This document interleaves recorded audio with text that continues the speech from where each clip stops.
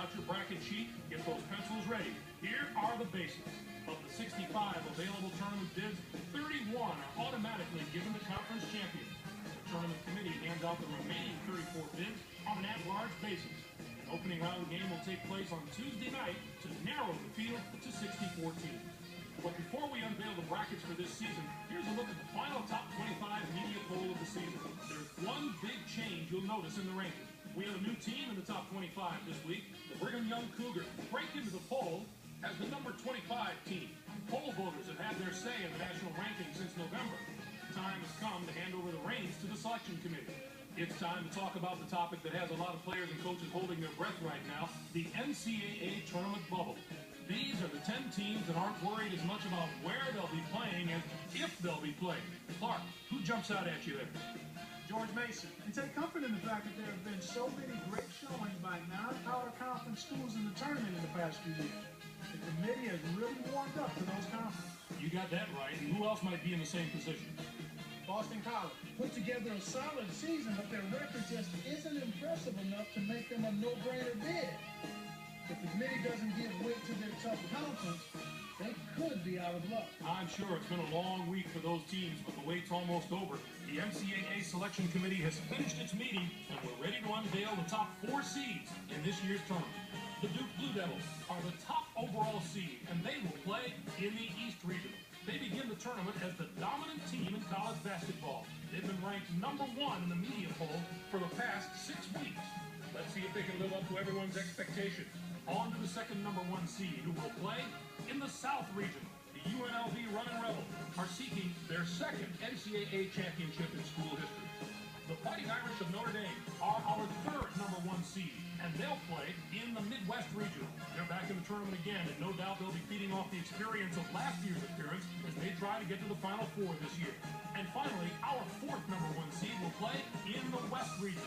The Oregon Ducks are in the tournament field as a number 1 seed for the first time in the history of their program. Now, wow. North Carolina did not get a 1 seed.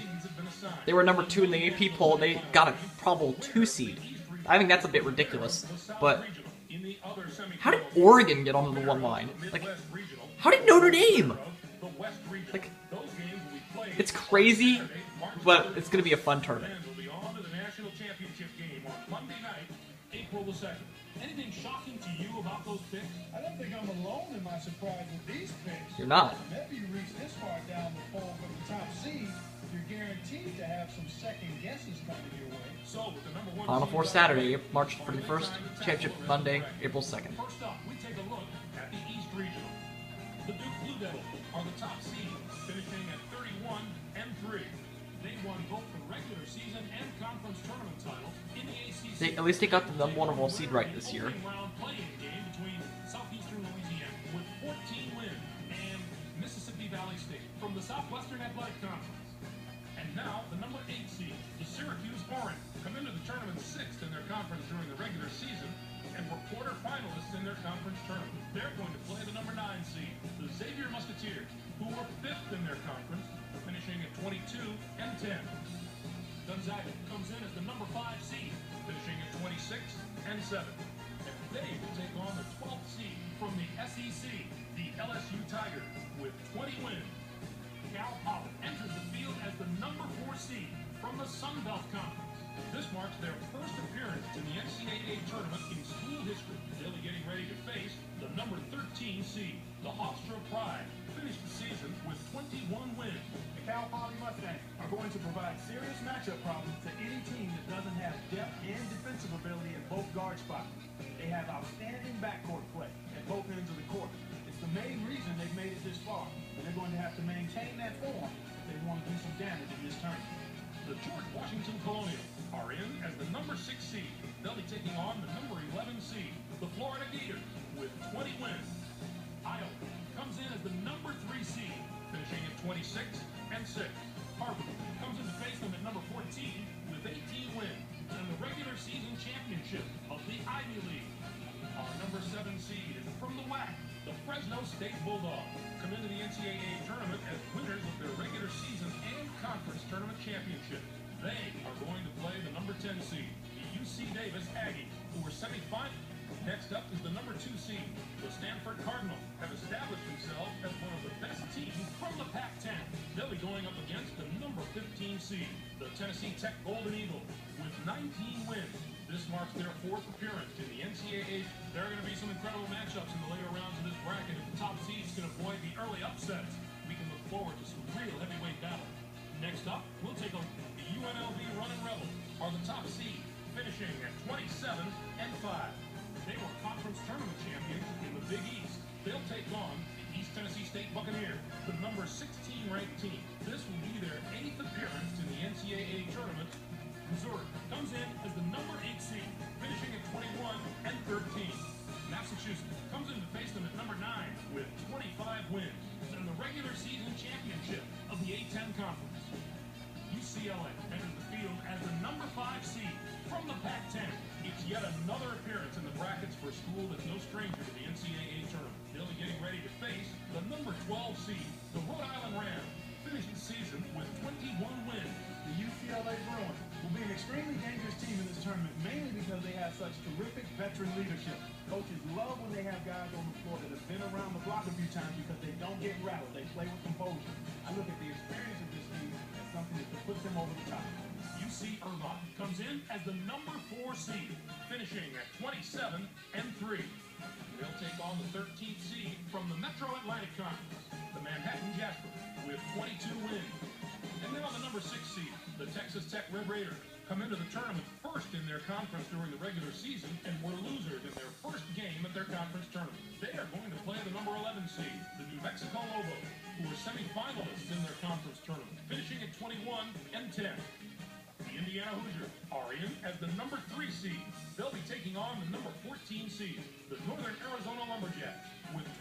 Next up is the number 7 seed. The Brigham Young Cougars have established themselves as one of the best teams from the West Coast Conference. They'll be going up against the number 10 seed, the Utah Utes, with 7. Our number 2 seed is from the ACC. The North Carolina Tar Heels were rewarded for their outstanding play this season with an at-large bid and a ticket to the Big Dance.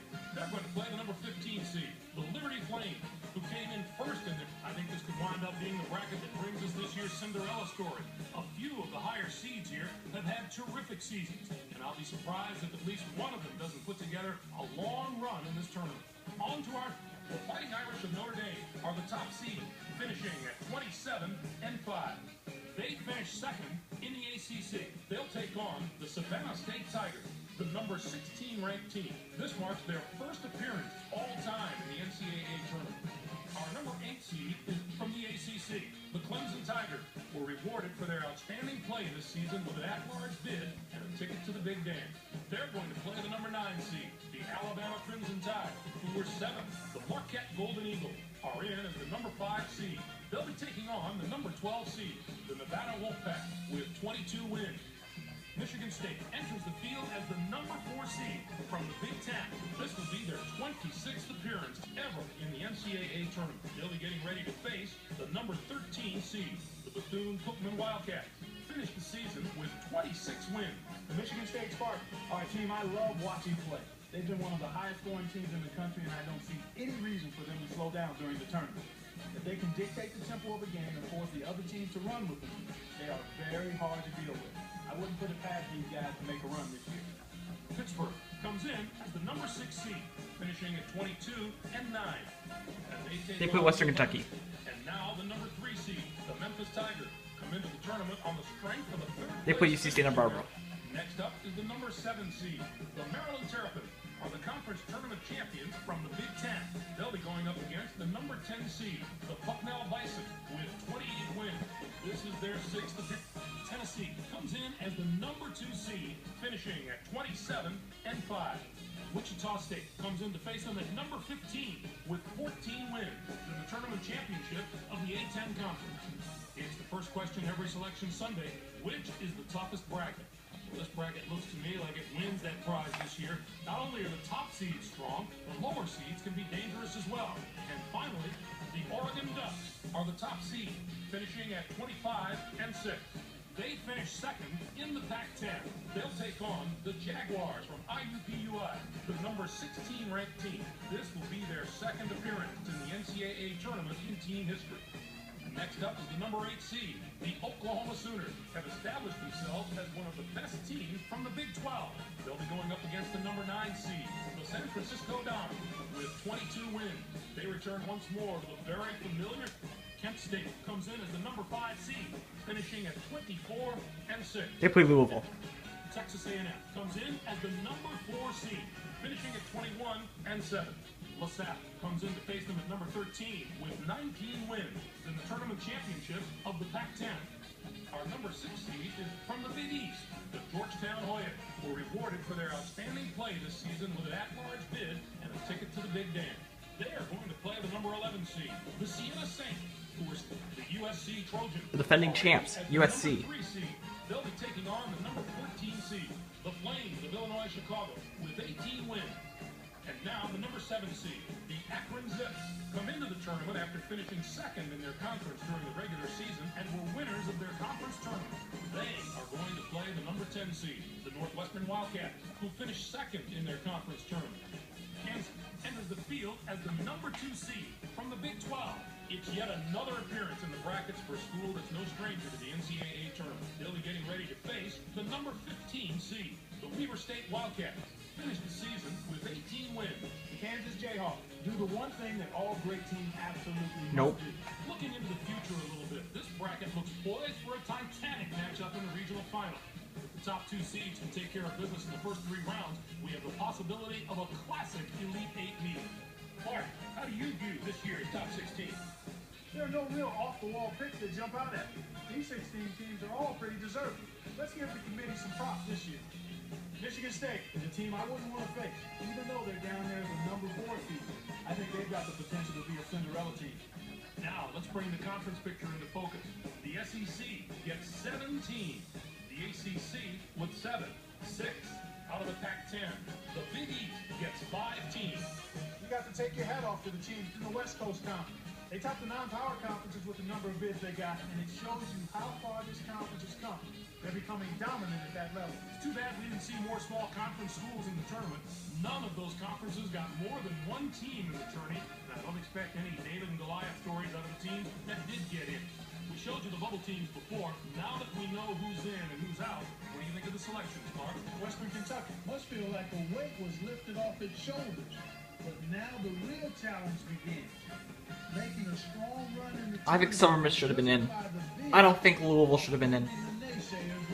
While they start prepping for their first round games, 5 teams on the other side of the page. Louisville should not be in. Southern Miss did not have a strong finish to the They lost in the season. conference title game. It cost them an NCAA tournament bid. That just goes to show you how much weight the committee places on how you're playing at the end of the season. All right, Clark, now that we know all the teams and matchups, time to get the tournament underway and let the madness take over.